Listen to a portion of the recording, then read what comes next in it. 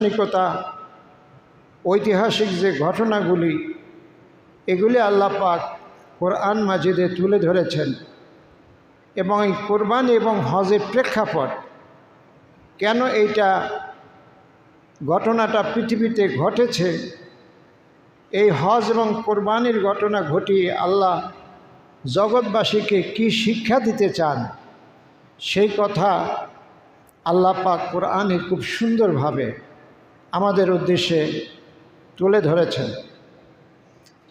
তারই ধারাবাহিকতায় আমি আপনাদের সামনে কোরবানির সূরা সফের 102 থেকে 107 নম্বর আয়াতকে কেন্দ্র করে কিছু আলোচনা আজকে পেশ করার নিয়ত রাখি।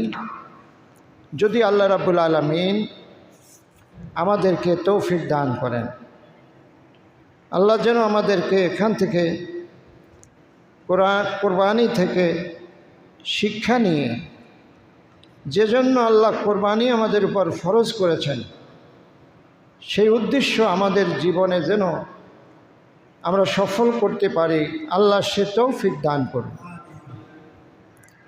আল্লাহ পাক মানুষদেরকে পরীক্ষা করেন নানানভাবে। আল্লাহ পরীক্ষা করেন ভয়ের বস্তু দ্বারা, আল্লাহ মানুষকে পরীক্ষা করেন ক্ষুধা দারিদ্র দ্বারা, আল্লাহ মানুষকে পরীক্ষা করেন ফুল ফসল হানি করে, ফুল ফসল নষ্ট করে। নানানভাবে আল্লাহ রাব্বুল আলামিন তার বান্দাদেরকে পরীক্ষা করে থাকেন। আল্লাহ জীবন দ্বারাও মানুষকে পরীক্ষা করেন।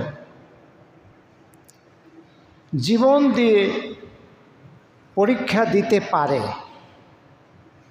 জীবনকে উপেক্ষা করে, জীবনকে তুচ্ছ করে পরীক্ষা দিতে পারে এমন মানুষের সংখ্যা পৃথিবীতে হাতে গোনা হয়।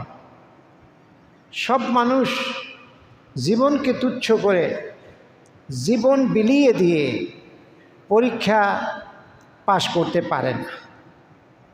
সব যুগেই অল্প সংখ্যক মানুষই তাদের জীবনের বিনিময়ে পরীক্ষা দিয়ে সেই পরীক্ষায় পাশ করে।